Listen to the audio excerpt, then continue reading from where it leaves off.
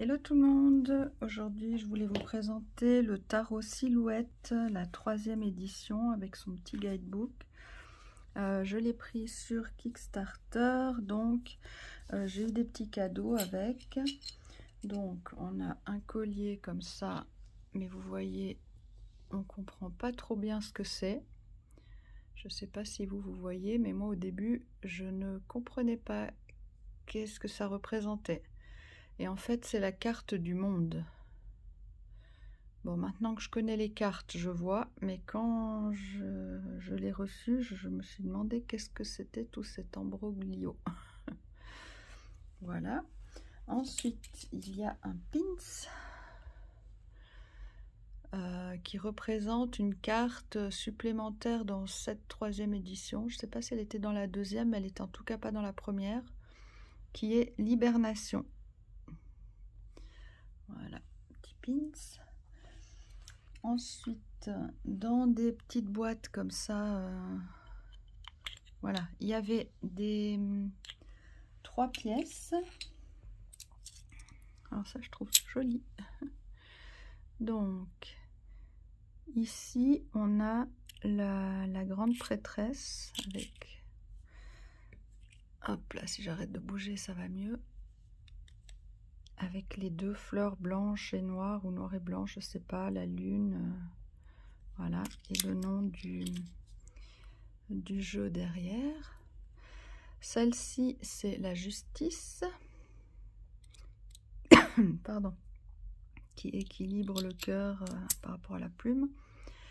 Et ici, c'est, il me semble, l'étoile, avec la femme qui a des étoiles dans les cheveux.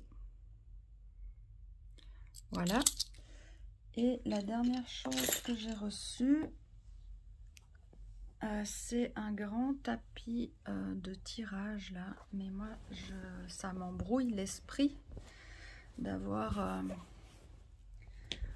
c'est un énorme truc. Je vais essayer de l'étaler et puis de zoomer en arrière, mais oui, c'est vraiment énorme. Je ne sais pas qu'est-ce qu'on verra. Même là, bah je peux pas vous filmer encore plus la grandeur, je peux pas reculer plus. Enfin, vous voyez le genre. Mais donc moi, si je pose des cartes là-dessus, je comprends plus rien parce que mon œil, mon cerveau est attiré par tout le tralala qu'il y a autour et du coup, beaucoup trop d'informations, saturation, voilà, j'arrive pas. Donc, je rezoome. Donc ça, je ne sais pas ce que je vais en faire. Je trouverai bien. Hop, je mets ça juste de côté. Voilà. Ensuite, le tarot vient avec un petit guidebook. Alors, oui, il est très joli, très solide, voilà, très, très bien. Mais il est écrit donc un côté, j'imagine que c'est du chinois, mais j'en sais rien quelle est cette langue en fait. Et à droite en anglais. Donc il n'y a pas tellement de présentation du jeu ou quoi que ce soit. On commence tout de suite par la première carte. Voilà, et on finit par la dernière. Donc il n'y a que l'explication de carte. Il y a une petite, on va prendre une un peu au milieu, une petite mini description de ce qu'on voit dans la carte. Un sens à l'endroit, enfin des mots-clés pour le sens à l'endroit, des mots-clés pour les cartes à l'envers. Voilà, c'est très bien. Alors, ce qui m'embêtait dans ce petit livret, c'est qu'ils n'y ont pas prêté une attention jusqu'au bout, hein, parce qu'il y a plusieurs cartes qu'ils décrivent. Et quand je lisais la description, puis que je regardais ma carte, je me disais, mais ça correspond pas du tout. Qu'est-ce que c'est que ce texte? Qu'est-ce que je ne vois pas dans la carte? Et en fait, en regardant une vidéo sur la première version, eh bien, en fait, ça correspondait à la description des cartes dans la première version. Donc, ils n'ont pas mis à jour les textes de description des cartes. Et il y a des cartes qui ont changé depuis la première version. Donc ça, c'est le premier truc que je trouve dommage. Donc voilà, il y a la 5, le hiérophante, la 8, la force, la 13, la mort, la 2 de coupe, la 5 d'épée, la 6 d'épée, la 5 de pentacle. Et puis, au niveau de l'écriture aussi, un truc que j'ai remarqué, au lieu d'être écrit coins, c'est écrit Sion sur la 9. La 10, c'est bon, de nouveau. Et après, de nouveau, à partir du cavalier, c'est écrit faux. Voilà. Donc, des petites erreurs de... Voilà, faute d'orthographe, on va dire.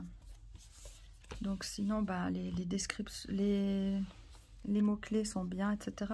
Ici, je ne connaissais pas le système, donc je pensais que c'était une boîte normale. Donc, j'ai essayé de tirer. J'ai failli casser la boîte. Là, je l'ai déjà abîmée. Et en fait, c'est un système trop choupinou. Déjà, vous voyez, on voit la tranche des cartes à travers le paquet de cartes pour faire le brillant des étoiles. Je trouve ça trop joli.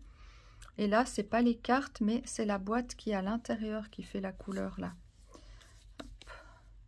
Donc, quand je tire dehors ça, vous voyez, c'est cette couleur-là qui transparaissait. Sinon, la boîte, voilà, je vous laisse lire si vous voulez lire. Si on a la netteté, voilà. Hop, basé sur le Rider-Waite. 5 cartes en plus. Voilà. Et puis ici, cette partie-là, vous voyez, on glisse les cartes dedans.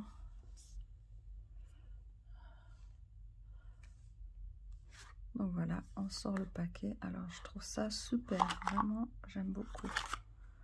Ah, ça c'est la première. Et ça c'est la dernière, j'ai inversé. Voilà, donc vous voyez la tranche brillante. Alors je sais pas quoi dire, on dirait un mélange de doré et de holographique.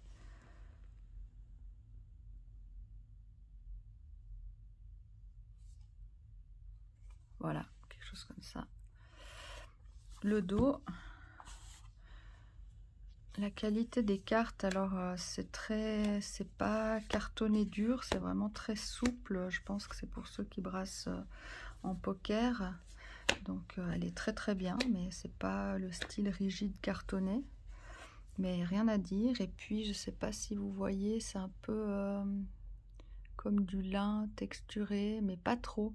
Donc c'est très bien, c'est pas dérangeant. On voit les petits points de la structure de la carte. Enfin, linen finish, moi je sais pas comment on appelle ça en français. Voilà le dos.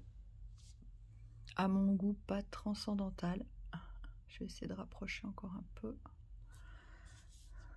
Je passe le rouleau pour pas qu'il y ait de petits chenilles, mais il y en a quand même.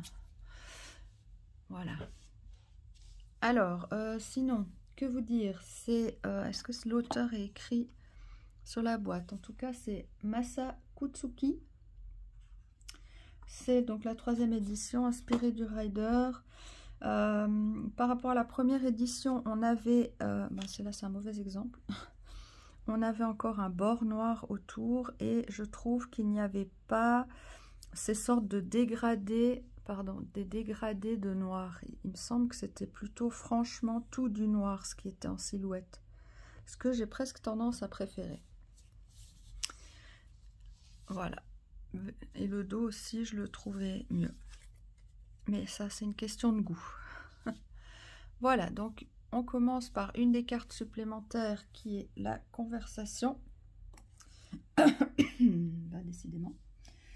Donc là, on nous parle en fait des points de vue de chacun et puis qu'est-ce qu'ils nous disent? Expression de pensée indépendante de chaque côté. Quand elle est à l'endroit, partager vos idées avec les autres vous amène un bonus. Et quand elle est à l'envers, pour vous aider dans vos doutes et confusions, partagez vos pensées avec les autres. Ensuite, on commence les arcanes majeurs, le fou. Donc voilà, vous avez compris avec le titre, hein, c'est tout en silhouette. Et donc parfois, il y a des choses qu'on ne voit pas tout de suite. Parfois, il y a des choses intéressantes dans l'arrière-plan qui est en couleur. Parfois, il y a des formes dans des formes, vous verrez, c'est très intéressant. Et selon ce qui est important pour nous sur le moment, enfin, vous voyez comme en projection, on voit ce qui nous parle à l'instant T, ce qui est important qu'on voie, pour nous faire prendre conscience de quelque chose. Donc, ici, on voit le magicien, et de son chapeau sortent les animaux des éléments. Donc l'eau ici avec le poisson, le lapin pour la terre, la salamandre pour le feu, l'oiseau pour l'air et les épées. Je trouvais très intéressant. On a le symbole de l'infini, des lys et des roses. Voilà. Ici, la grande prêtresse. Alors voilà, on a la jeune fille ici avec le croissant de lune dans sa robe. Avec, au lieu des 2 colonnes, on a ici 2 fleurs avec les lettres. Une blanche, une noire. Et les grenades là poussent sur les fleurs. L'impératrice, donc elle tient son sceptre végétal. Elle est assise comme ça sur un cœur. Il y a le symbole du féminin. Voilà. Donc dans les arcanes majeures, les couleurs sont très variées. Mais dans les suites, chaque suite a une couleur. L'empereur, donc vous voyez ici dans sa cape, ou je sais pas qu'est-ce que c'est, on voit un bélier. Il a l'aigle, ça c'est censé être son sceptre aussi, c'est toujours en végétal. Le hiérophante, alors ça c'est une des cartes qui a changé par rapport à la première édition et que je ne comprenais pas par rapport au texte, parce qu'il disait que derrière le hiérophante, déjà il avait un sceptre à la main, là je vois pas trop, éventuellement là au milieu, mais pas à la main. Et il parlait que l'arrière-plan donnait une impression de serrure. Et effectivement, quand j'étais voir, je trouvais beaucoup plus jolie cette sensation d'avoir une serrure. Le dessin montrait vraiment un trou de serrure derrière lui. Et donc ici, on a les 2 personnes qui écoutent. Voilà. Là, j'ai l'impression qu'il y a comme la lumière divine qui descend sur lui. Les amoureux, trop choupinou, avec la fille, le garçon. Puis ici, on a aussi une fleur mâle, hop, et une fleur femelle. Et donc, l'abeille qui vient faire le lien entre les 2 fleurs, qui vient les réunir, au lieu du Cupidon. Le chariot, là aussi, parfois on ne voit pas du premier coup. Il y a un cheval noir ici et un cheval blanc ici. La roue du chariot, le cavalier.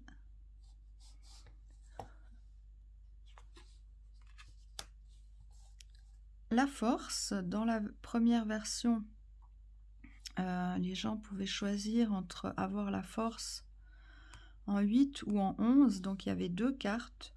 Et la deuxième carte, c'était le lion et une petite fille sur la tête du lion. Je trouvais encore plus jolie cette image-là. Mais bon, là, on a une dame, voilà, et qui a un lion sur la tête.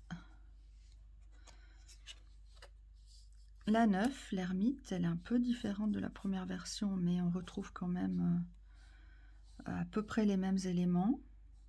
Donc on a l'ermite avec une étoile, la fleur qui pousse, sa lampe. La roue de fortune, alors j'aime bien que ce soit des engrenages.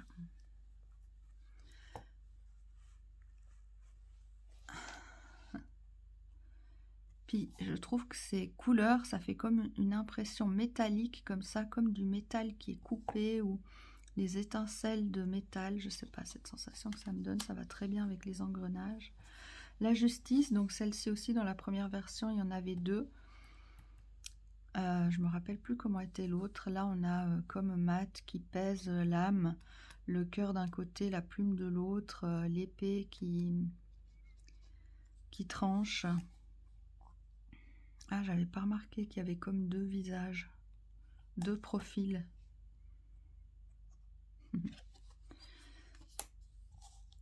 le pendu. Dans la première version, ces bulles-là sont de plein de couleurs différentes et personnellement j'aimais moins. Je trouve plus joli là, on voit bien l'illumination. Le petit renard.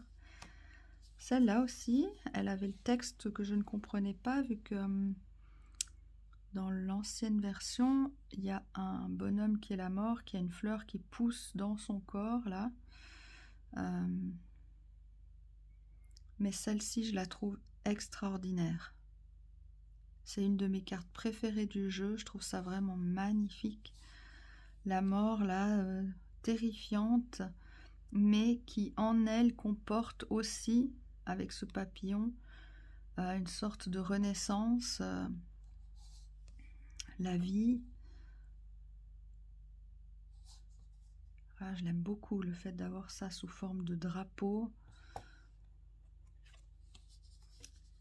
Tempérance. Là, l'équilibre effectivement de liquide, mais pas qu'elle tient dans ses deux mains. Le liquide du lac et sa cruche.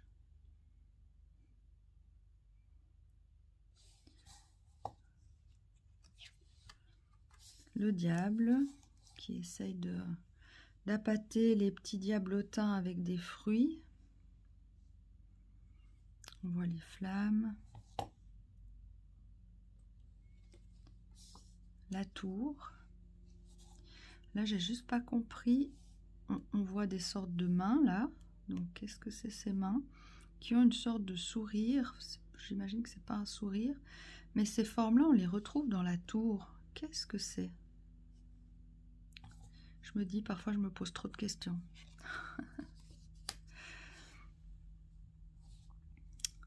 L'étoile, oui, c'était celle qu'on avait effectivement alors sur la pièce. Alors la femme là, qui vole un peu, qui discute avec l'oiseau, on va dire, et avec toutes les étoiles dans sa chevelure. La lune, entre chien et loup, et au lieu d'avoir un petit écrevisse, on a une sorte de coccinelle.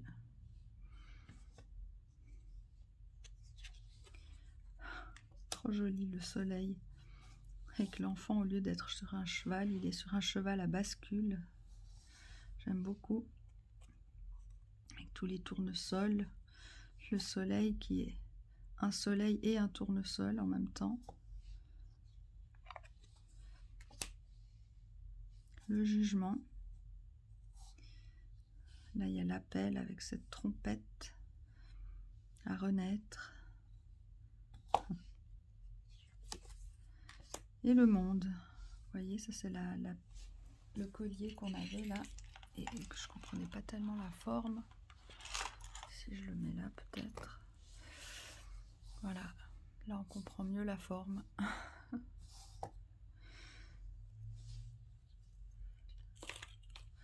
Donc on a de nouveau les éléments comme on avait avec les engrenages de la roue de fortune. Ça c'est la deuxième carte supplémentaire qui est l'hibernation.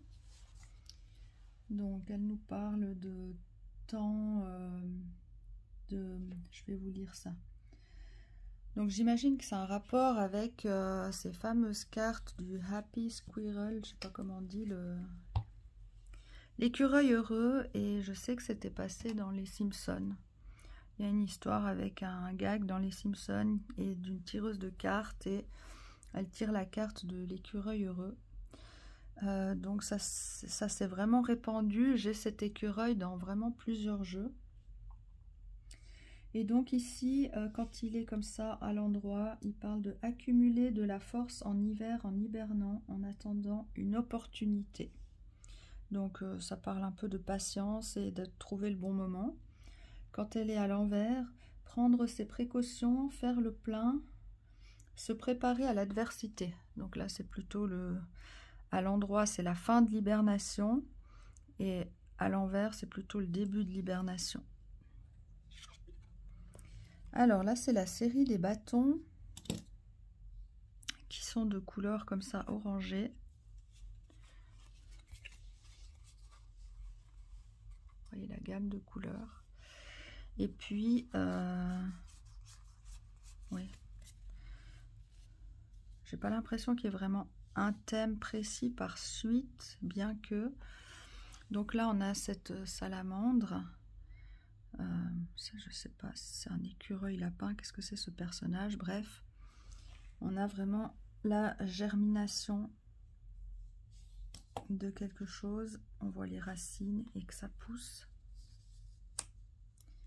La 2 de bâton, il contemple son fruit. La 3, alors celle-là, elle change de la version 1 parce qu'avant c'était un petit garçon, puis là c'est une petite fille, fée ou autre. Donc là on a des pissenlits qui sont mûrs et puis qui partent à l'aventure pour aller vivre une autre vie ailleurs. Le 4 de bâton, où on a cette stabilité des 4 de bâton, mais aussi la stabilité entre les personnages qui peuvent compter les uns sur les autres. Et il y a une notion aussi d'être à l'abri sous les fleurs. Ça c'est extraordinaire aussi, une de mes cartes préférées. C'est les rivalités, sauf que là c'est un spectacle de marionnettes.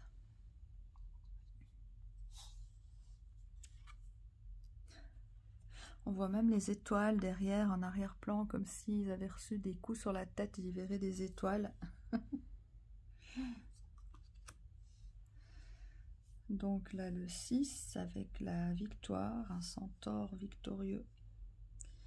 Et là il est censé être entouré de ses alliés qui l'acclament, mais là ça donne l'impression plutôt que c'est des drapeaux, des étendards. En tout cas bon, on voit bien la victoire, c'est très bien.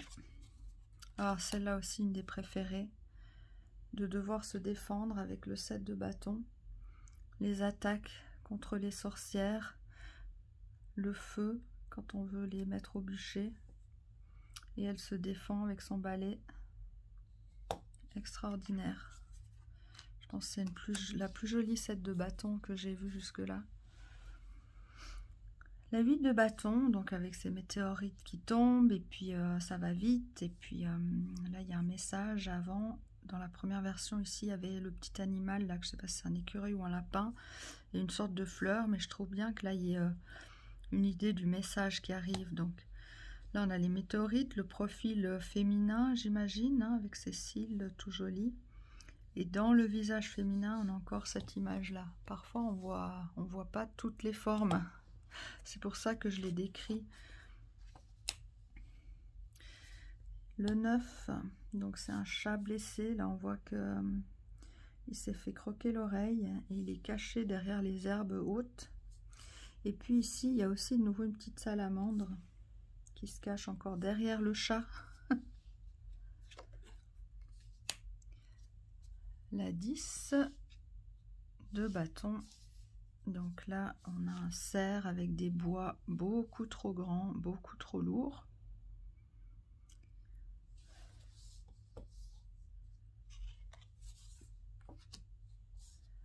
Le page de bâton. Bon, rien de spécial, hein. Il part avec son... je sais pas ce que c'est.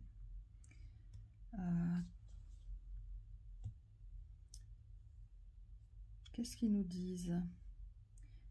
Avec sa branche et il commence son voyage. Ok. Le cavalier de bâton, alors là c'est la passion. Et donc là on voit bien avec le feu comme ça, comme si c'était un cheval de feu. Donc j'ai l'impression que pour les cavaliers, ils ont essayé de mettre vraiment en évidence de quelle famille ils sont en fait. C'est un cheval de feu, un cheval de terre, un cheval d'eau, etc. Donc là le cavalier qui brandit aussi, là, je sais pas ce que c'est, sa lance. Ah, puis ici on voit en arrière-plan, j'avais pas vu, vous voyez, des hibiscus.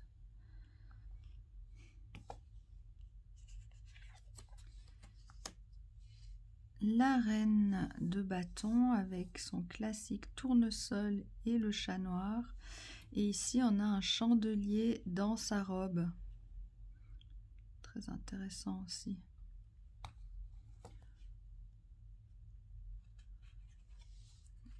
Le roi de bâton avec le feu dans sa robe, son sceptre végétal, le lion sur son épaule.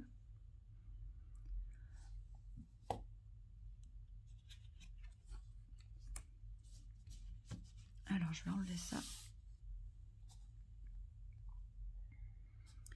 Les coupes. Alors, l'as de coupe, donc on voit une coupe qui émerge d'un cœur, de la terre, un cœur émerge une coupe. Et dans cette coupe, un oiseau vient y déposer un trésor. Et puis là, il parle que ce qui sort de la coupe avec ça, c'est l'émergence du printemps. On dirait qu'il y a une sorte de cycle en fait. Ça vient de la terre, ça va dans la coupe. Avec l'apport de l'oiseau, ça peut permettre de revenir à la terre. Voilà. Ah, celle-là, elle est trop mignonne aussi. La 2 de coupe. Donc c'est aussi une carte qui change de la première version, où c'était 2 personnages l'un face à l'autre. Donc de nouveau, le texte n'était pas très compréhensible, parce que ça parlait pas de baignoire ni rien. Donc là, extraordinaire, on a la baignoire, la petite fille, le petit garçon avec le canard sur la tête. Une fleur pour représenter la douche. Ici, il y a, je sais pas, une abeille ou quelque chose. Le cœur en arrière-plan. Très très joli aussi, une des plus jolies 2 de coupe que j'ai vues. Le 3 de coupe.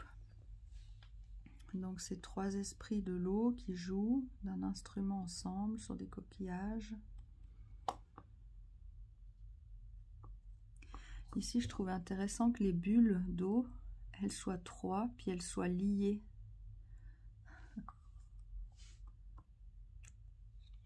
Et à l'arrière-plan, on a un triangle 3. C'est rigolo. J'avais pas vu non plus. Vous voyez, à chaque fois qu'on regarde les cartes, on voit quelque chose en plus. Le 4 de coupe. Donc là, alors, ici, il y a un nez.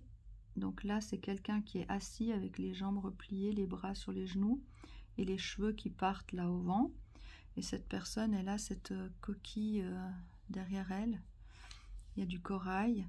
Il y a des anémones sur sa coquille et un poisson qui amène encore une anémone.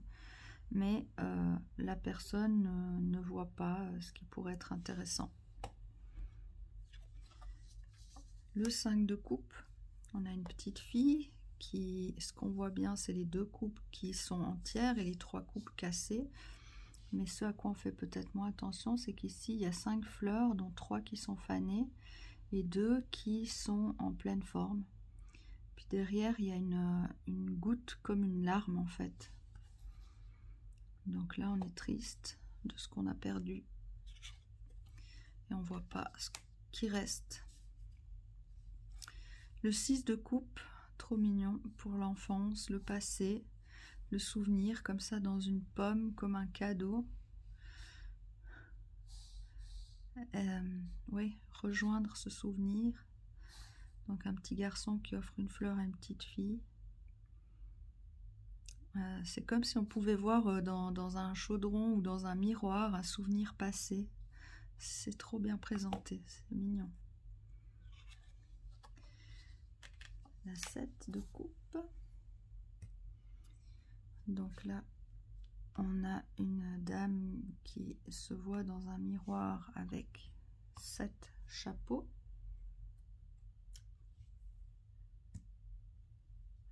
Qu'est-ce qu'on y voit d'autre?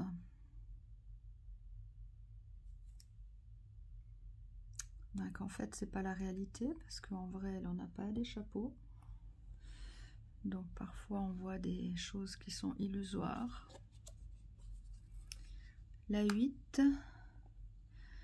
Donc là, c'est une personne qui s'éloigne de ses 8 chapeaux qui visiblement ne lui conviennent pas ou qui lui manque quelque chose. Ici, j'ai l'impression que je rate quelque chose. Je vois un soleil. J'ai l'impression de voir une larme, un bout d'oiseau. Je ne sais pas, qu'est-ce que je suis censée voir? Un oiseau qui prend son envol dans le soleil, mais Bon, avec de la tristesse, je sais pas, qu'est-ce que ça représente cette forme?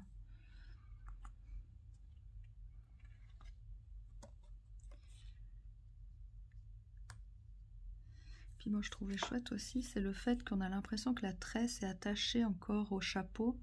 Donc même si on tient beaucoup à tout ça, qu'on y est très attaché, le manque de quelque chose est plus fort que cet attachement.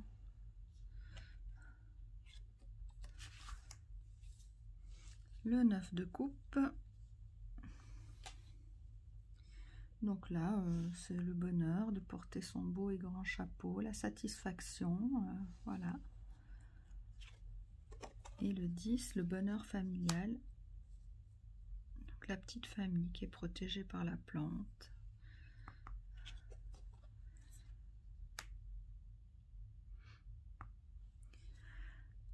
Page de coupe. Donc là, il est sur une conque, à genoux. Et il communique avec ce poisson qui a l'air d'être un poisson... un poisson un peu... enfin, on ne sait pas si c'est un vrai poisson ou un poisson un peu féerique comme ça. Voilà. Là, quand je vous disais que dans les cavaliers, j'avais l'impression qu'ils mettaient l'accent sur l'élément dans le cheval, on a une licorne. On dirait une licorne de mer, parce qu'ici, le cheval, il a certes ses 4 pattes, mais il a aussi une sorte de queue de sirène, de baleine, enfin voilà, une queue là. Et puis le cavalier, il a toujours cette conque dans un bras. Et puis bon, la crinière du cheval avec des volutes qui font plus penser à quelque chose d'aquatique que ce qu'on avait avant avec le feu. Et ce cavalier de coupe qui est l'idéaliste, l'amoureux de l'amour, avec le cœur en arrière-plan.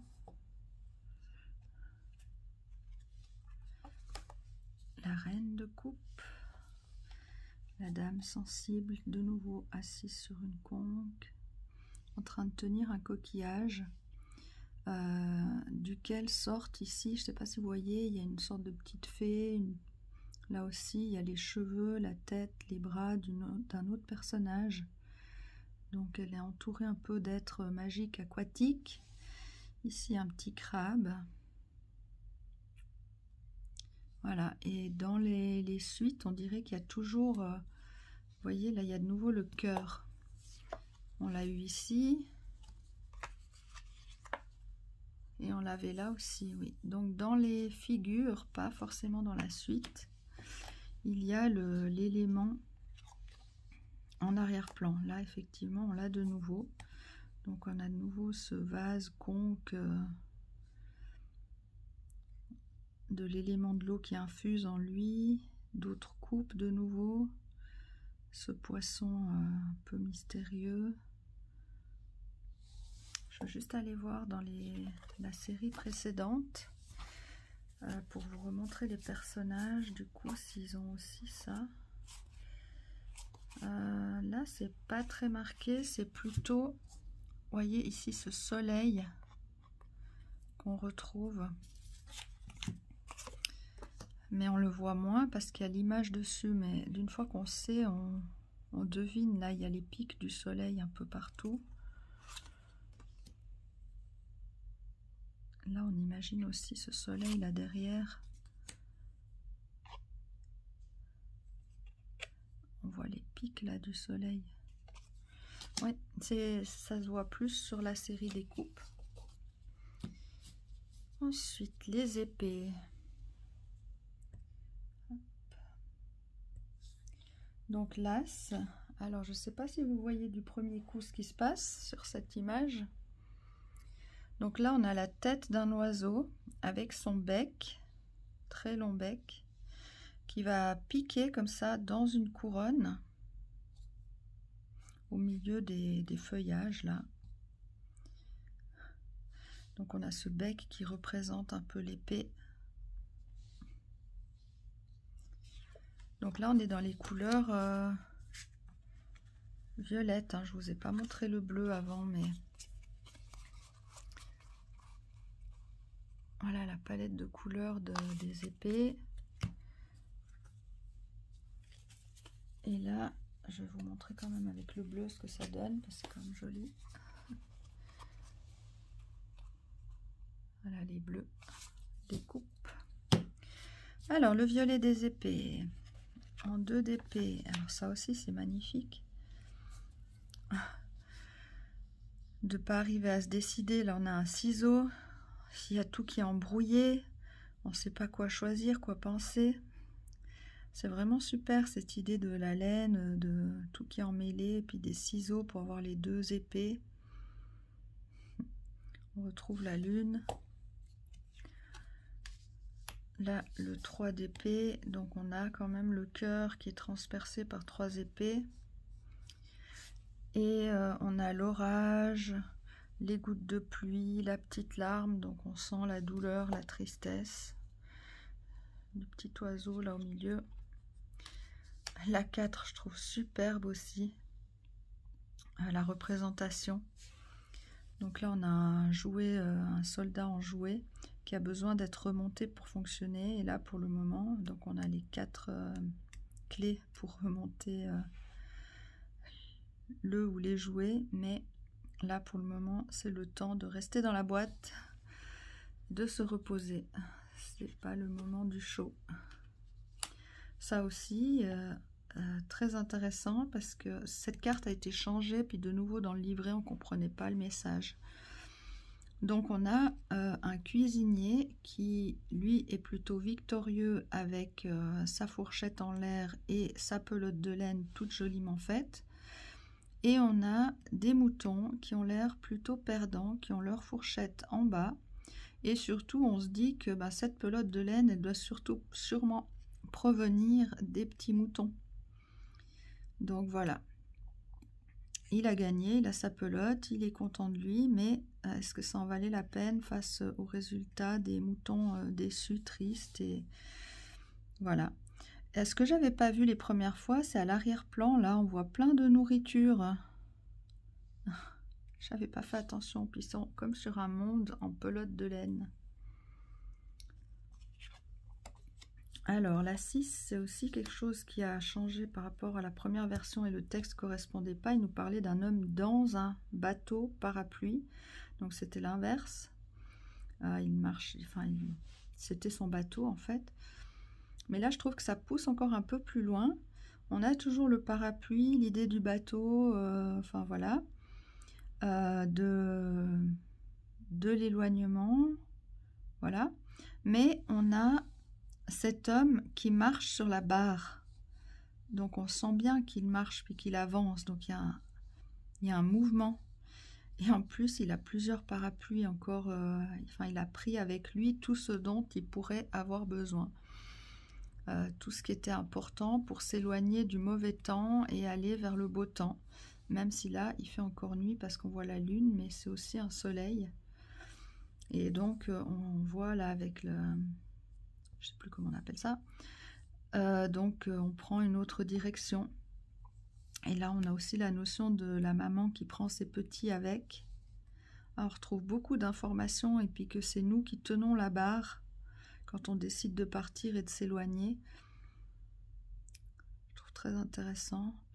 Dans les cartes traditionnelles, il y a souvent quelqu'un qui tient la barre et puis la personne qui part avec ses petits ou autres.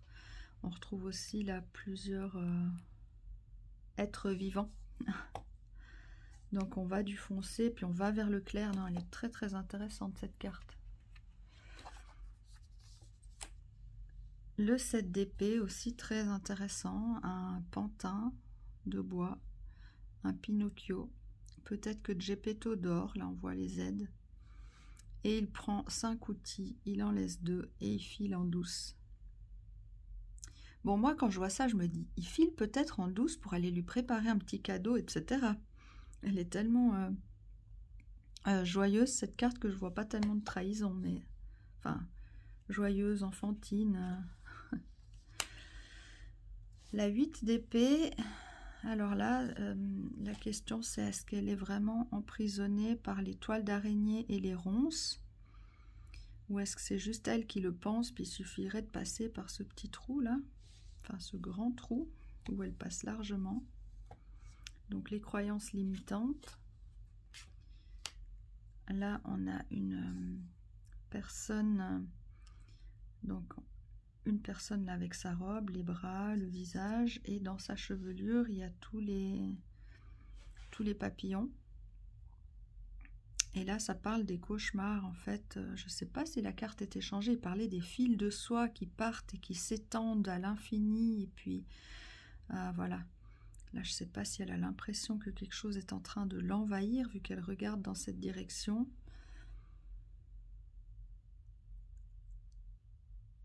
En tout cas, les 9 sont là. Il y a 9 papillons. C'est dans sa tête. Et elle a l'air d'avoir peur à sa position corporelle. C'est « Laissez-moi tranquille, au secours !» Et puis là, visiblement, elle se sent envahie, mais c'est que dans sa tête, visiblement. Les cauchemars. La 10 d'épée.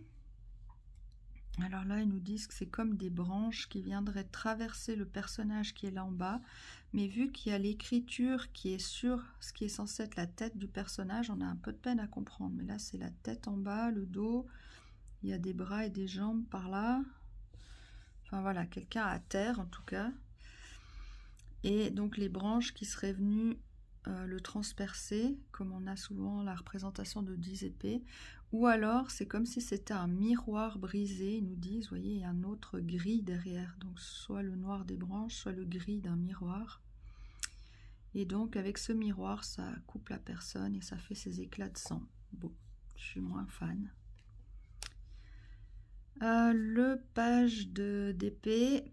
Donc là, on dirait comme, par exemple, des montagnes. Il est en haut de sa colline. Puis là, derrière, il y a son royaume où il y a toutes ces lignes.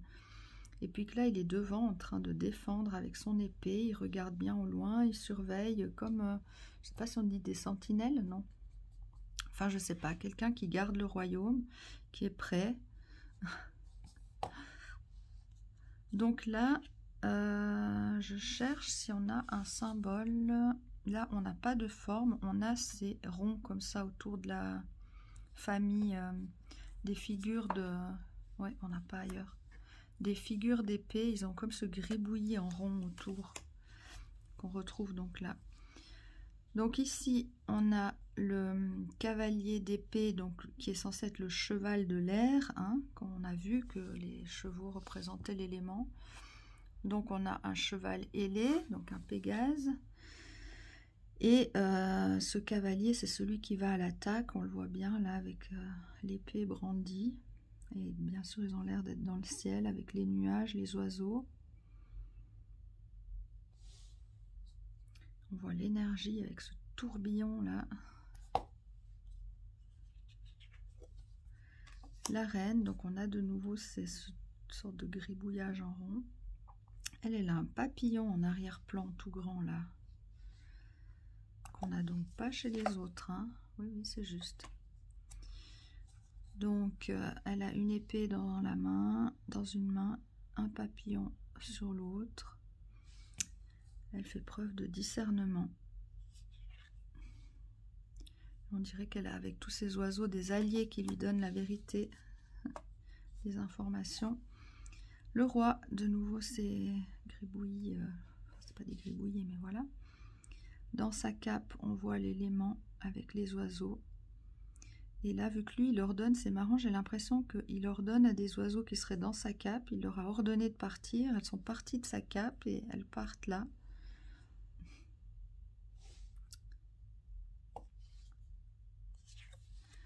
Voilà. Et la dernière série, les pentacles, avec cette couleur verte. L'as de pentacle, c'est censé être une souris sur un œuf. Je vois pas trop l'œuf, mais bon. Donc là, on voit des lys. Le 2, donc un fou sur c'est pas vraiment un vélo, enfin, ça a sûrement un nom, mais je sais pas lequel c'est. et donc il garde l'équilibre parce qu'en plus il est sur quelque chose qui ressemble un peu à des vagues d'instable, et donc il garde son équilibre. Et là on a la lune et le soleil de chaque côté de son chapeau de fou. On a le bateau.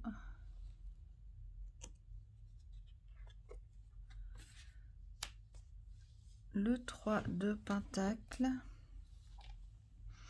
avec les 3 souris qui travaillent ensemble pour récolter les pois qu'il y a dans... Enfin, vous voyez, c'est comme un petit pois avec 3 pois dedans, avec la fleur du petit pois. Enfin, il y en a surtout un qui travaille et 2 qui discutent. Le 4, donc, c'est censé être un prince qui donc garde ses sous précieusement dans son cochon tirelire. Et il y a une notion comme ça de protection, de fermeture. Et là, il nous indique qu'il y a des fenêtres à ce château, mais pas de porte. Le 5, c'est aussi une carte que j'ai pas compris dans le livret parce qu'elle a changé. Dans la première version, il y a des enfants toujours dans la neige, mais au-dessus, on voit des branches d'arbres qui portent comme des fruits qui seraient les pentacles, et que donc ils n'arrivaient pas à voir qu'il y avait de l'aide juste au-dessus d'eux s'ils levaient la tête. Donc là, on n'a pas ça. Les 5 sont là, mais je vois pas trop ce que ça pourrait leur apporter. Peut-être un abri. Mais bon, on comprend la difficulté, le froid, le manque. Le 6 de pentacle avec le fou qui fait une distribution de ballons qui partage aux enfants. Le 7 avec un hérisson qui est à l'arrêt et qui a vu pousser des choses, qui en a déjà cueilli un. Donc à l'arrière, on voit une fleur. Ça me fait penser à des tomates. Le 8 avec un horloger qui est en train de monter le système. Voilà, qui est productif, mais qui a encore du travail. Le 9 avec la dame qui est aisée avec tous ses raisins et cette vigne autour d'elle, qui a une robe avec encore des fruits qui poussent dans sa robe, qui a des bijoux, qui a la richesse, l'aisance. Le 10, là la carte est différente, mais avec le texte ça a joué quand même. Donc on a l'arbre, les racines, la transmission des générations. Le page, alors là on voit une étoile en arrière-plan, vu que j'avais pas vu ça avant, maintenant oui, elle sera partout. Le page qui tient une sorte de fruit, de pièce, et l'oiseau. Donc il a trouvé quelque chose. Et ici on a avec le cavalier le cheval de terre. Je le trouve bien en mouvement pour un cheval de terre. En général c'est plutôt calme comme un cheval de trait. Donc le cheval de terre qui a comme une crinière en plante, en fait, en éléments végétaux. Et le cavalier qui a son pentacle à la main. Et donc l'étoile aussi derrière. La reine qui a aussi son pentacle, l'étoile qui rayonne autour et un petit lapin là.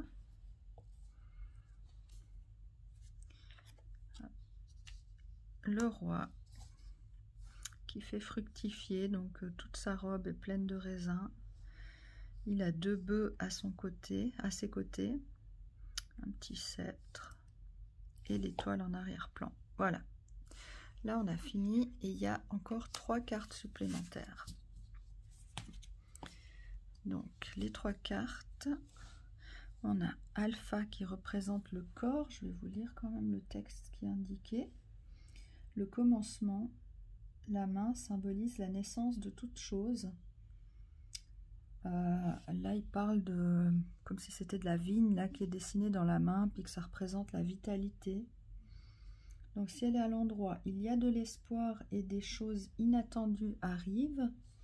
Si elle est à l'envers, période temporaire d'hibernation, arrêtez-vous là.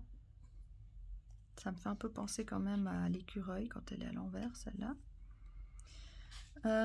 Bêta, donc qui est censé représenter le cœur, ce que je n'ai pas compris parce que, vous voyez, après on a l'âme qui est représentée par un cœur, donc je ne comprenais pas bien. Mais bon, celle-ci c'est Bêta, le cœur, donc on a corps, cœur, âme. Donc il a mis son haut de forme, il retourne à un monde intérieur, ça représente la tranquillité avec le bleu, donc c'est un cœur tranquille. Donc quand il est à l'endroit, calme intérieur, pensée indépendante. Quand il est à l'envers, c'est quand on pense trop et qu'on est indécis. Et la troisième, c'est Gamma. C'est donc l'âme. Donc c'est l'aube de l'espoir brille dans l'âme. Voilà, donc on voit le dégradé. Il déploie ses ailes naissantes. Là, il fait fleurir la végétation.